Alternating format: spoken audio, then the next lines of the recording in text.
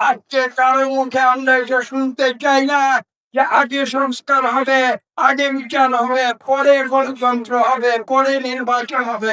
রাজশাহীর ভুবনমোহন পার্কে বিএনপির নতুন সদস্য সংগ্রহ ও নবায়ন কর্মসূচির ফর্ম বিতরণ অনুষ্ঠানে দলটির স্থায়ী কমিটির সদস্য ডক্টর আব্দুল মঈন খান বলেছেন, বিচার ও সংস্কার নয়, এখন একমাত্র দাবি সুষ্ঠু নির্বাচন।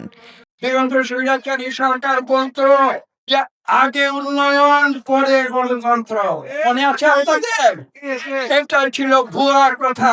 কাজে আজকে কারো মুখে আমরা এটা শুনতে চাই না যে আগে সংস্কার হবে, আগে বিচার হবে, পরে গণতন্ত্র হবে, পরে নির্বাচন হবে। এই কথা আমরা আজকে অন্তর্বর্তীকালীন সরকারের মধ্যে শুনতে চাই। ডক্টর মঈন খান বলেন, দেশে অবাধ ও নিরপেক্ষ নির্বাচনের জন্য ভোটাধিকার নিশ্চিত করাই এখন প্রধান লক্ষ্য। বিচার ও সংস্কারের কথা বলে নির্বাচন বিলম্বিত করার কোনো যুক্তি নেই বলেও মন্তব্য করেন তিনি। সেই অন্তর্বর্তীকালীন সরকারের মূল দায়িত্ব কি? মূল দায়িত্ব হচ্ছে বাংলাদেশে গণতন্ত্র পুনরায় ফিরিয়ে আনা। সে গণতন্ত্রকে আওয়ামী লীগ সরকার প্রথমে একবার 1975 সালে বাকশাল 1 কায়েম করেছিল এবং পরবর্তীতে 2006 থেকে 2034 পর্যন্ত এদেশে পুনরায় বাকশাল 2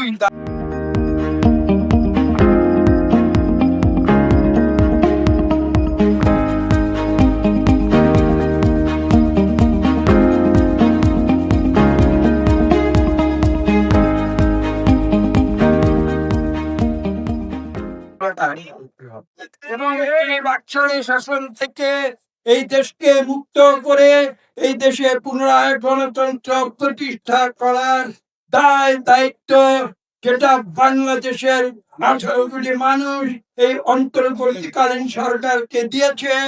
আমরা ব্যতীতভাবে বলবো, দেশের মানুষ আপনাদের উপরে আস্থা রেখেছে। আপনারা যত দ্রুত সম্ভব তাদের সেই আস্থার প্রতিদান প্রদান করুন। অনুষ্ঠানে উপস্থিত ছিলেন বিএনপির রাজশাহী বিভাগের সাংগঠনিক সম্পাদক সৈয়দ শাহীন শওকত, নগর বিএনপির আহ্বায়ক অ্যাডভোকেট এরশাদ আলী ঈশা এবং সদস্য সচিব মামুনুর রশিদ। এ সময় পুরনো সদস্যদের নবায়ন এবং নতুন সদস্য সংগ্রহের ফর্ম বিতরণ কার্যক্রমের আনুষ্ঠানিক উদ্বোধন করেন ডক্টর মঈন খান। উত্তরভূমি, রাজশাহী।